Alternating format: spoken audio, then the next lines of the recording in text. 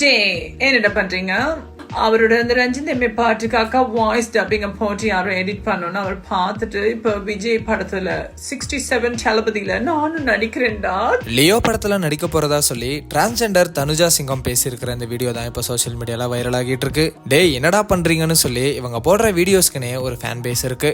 அவங்களோட அந்த டயலாக வச்சு ரீசெண்டா ரஞ்சிதமே சாங்ல எடிட் பண்ணி போடப்பட்ட வீடியோ ரொம்பவே வைரல் ஆகிடுச்சு. டே என்னடா பண்றீங்க? காலடி மண்ணை எடுத்து நேத்திலே போட்டு வச்சுக்கோங்கடா. இந்த வீடியோவை தான் தளபதி விஜய் பார்த்துட்டு லியோ படத்துல நடிக்க வாய்ப்பு கொடுத்திருக்கிறதா தனுஜா சிங்கம் பேசியிருக்காங்க. ஆனா இது உண்மையா பொய்யான்னு தெரியல. பலருமே இப்ப குழப்பத்துல இருக்காங்கன்னு தான் சொல்லணும்.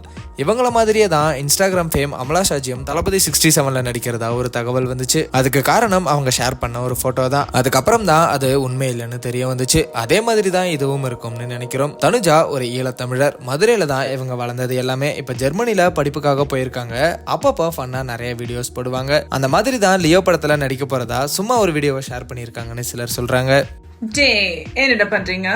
எல்லாரும் நல்லா இருக்கீங்களா?